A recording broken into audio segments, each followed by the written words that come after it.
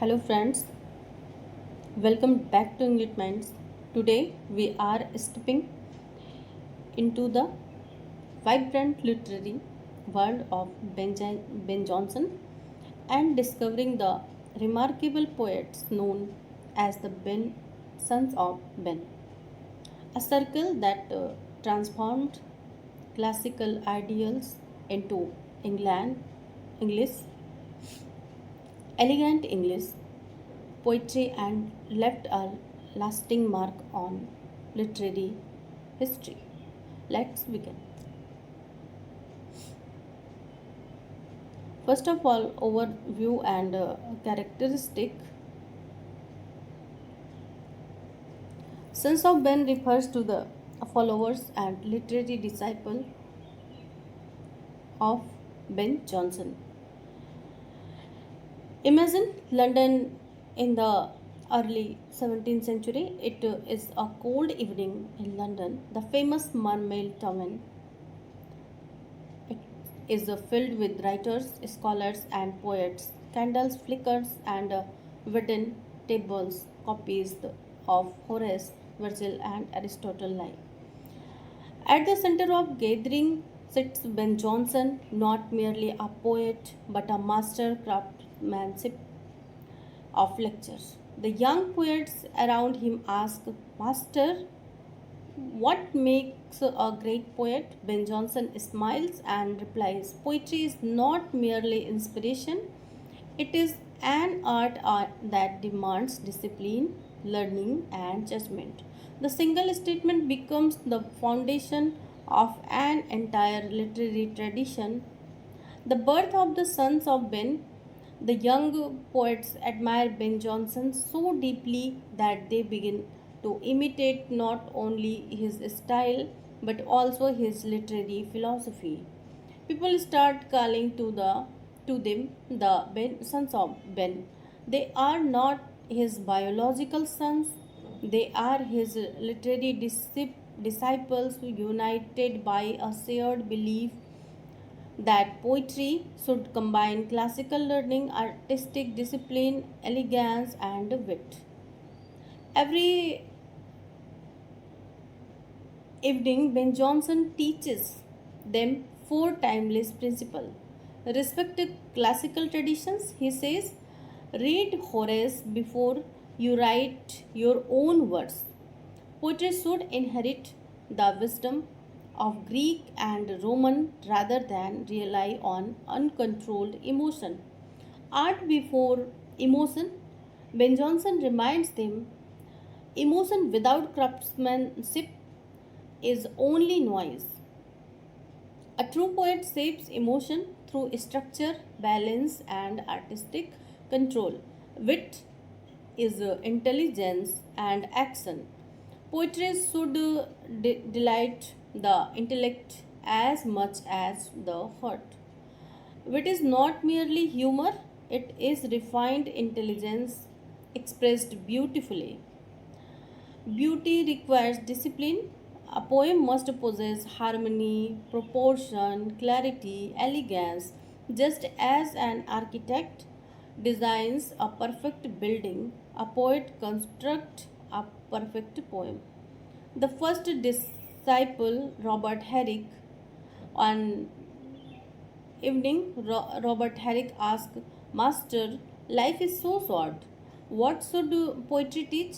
Ben Jonson points towards a blooming rose as replies. Teach people to value the present before time steals it away. Inspired by this lesson, Herrick writes, Gather you rosebuds while you may. Thus, the famous idea of Carpe Diem becomes one of the defining themes of the Sons of Ben. Thomas Carew speaks. Thomas Carew believes poetry should celebrate refined love, courtly manners, and graceful language. For him, beauty is always accompanied by elegance.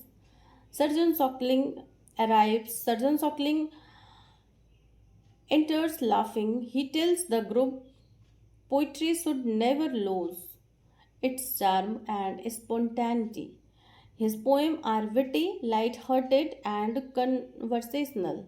Richard Lovelace, listen, then comes Richard Lovelace, even while imprisoned.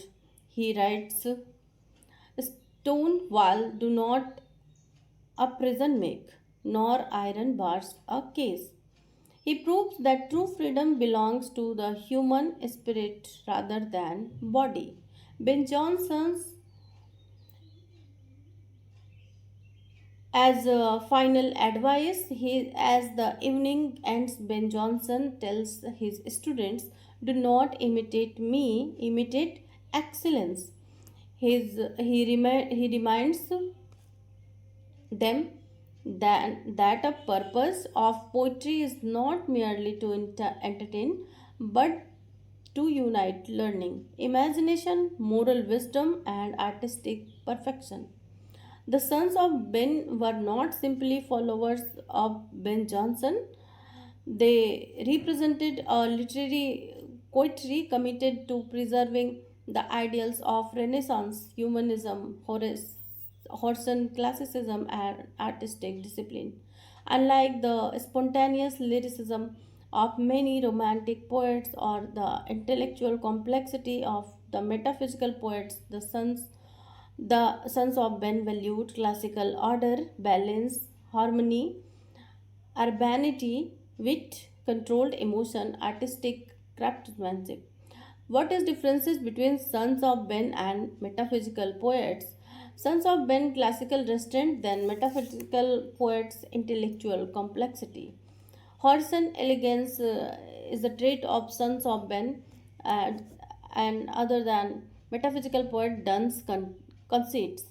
Balance and harmony की बात करते थे sons of Ben and paradox and argument ये है आपके metaphysical poets में courtly refinement sons of Ben and metaphysical poets philosophical exploration art is discipline craft and poetry is intellectual discovery ये metaphysical poets के ट्रेट्स हैं imagine Ben Jonson as a headmaster of a literary academy. Around him sit Robert Herrick, Thomas Carew, Sir John Suckling, and Richard Lovelace. They learn that great poetry is not the product of uncontrolled inspiration, but of classical learning, disciplined craftsmanship, refined wit, and elegant expression. Together, they become known to literary history as the sons of Ben. The term was not coined by Ben Jonson, it was applied later to his admirers. They admired Ben Jonson's classical ideals, unlike the imaginative freedom of Shakespeare. Their poetry is marked by classicism, wit, restraint, elegance, and craftsmanship.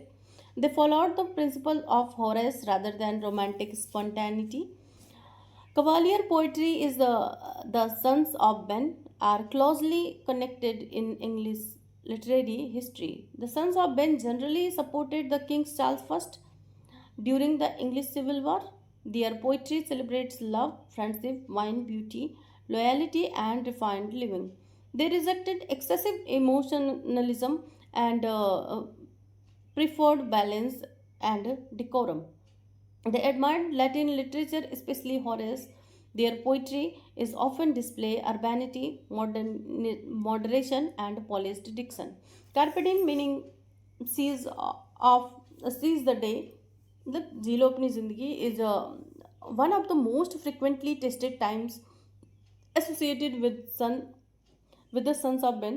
Their poetry contrasts sharply with the metaphysical poets who favored complex conceits and intellectual paradox.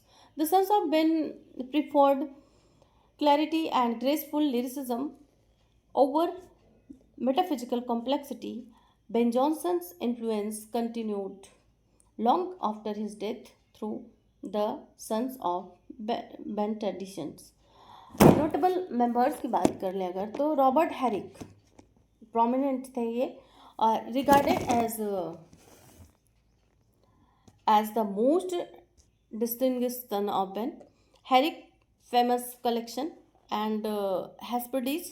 Herrick wrote the celebrate the to the Virgin to make much time famous for the Carpe Diem theme.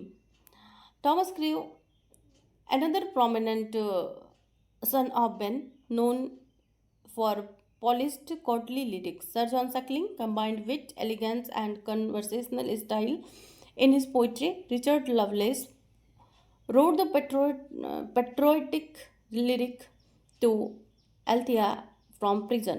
Lovelace's famous line is "Stone walls do not a prison make."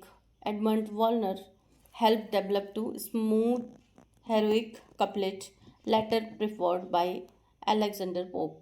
Thomas Randolph and a direct pupil of Ben Jonson. William Cartwright, also to the sons of Ben Circle. James Shirley, one of the last great Elizabethan Jacobean dramatists, often associated with the tradition. Cavalier Poets and sons of Ben, but there is the significant overlap. Many Cavalier poets were also counted among the sons of Ben. Do not confuse the sons of Ben with the university wits. The university wits belong to the Elizabethan age. The sons of Ben belongs mainly to the Jacobean Caroline period. Core relationships की बात करते हैं तो Ben Jonson sons of Ben classical tradition, Robert Herrick Hesperides carpe diem cavalier poetry sons of Ben, Horace classical influence Jacobean Caroline age में sons of Ben, not university wits. Important figure जो कि exam में पूछे ही जाते हैं, ये किसी भी एग्ज़ाम में पूछे जाते हैं, जैसे टीजीटी पीजीटी में भी पूछा जाता है और फिर आपके किसी नेट में फ्रिक्वेंटली पूछे जाते हैं। तो तो इम्पोर्टेंट फिगर इनके हैं Ben Jonson, Robert Herrick, Thomas Carew, Sir John Suckling, ये चार एकदम इम्पॉर्टेंट है। 5 Richard Lovelace, Thomas Randolph and William Cartwright, James Sedley, ये इम्पॉर्टेंट फिगर है। तो आज के लिए इतना ही। That brings us to the end of today's session of the sons of Ben. If this lecture helped you understand the topic conceptually and from the exam perspective, don't forget to like, share and subscribe to your own platform English Minds. Keep learning, keep revising, and remember, the great lectures is not just read, it is understood. See you in the next lecture. Thank you.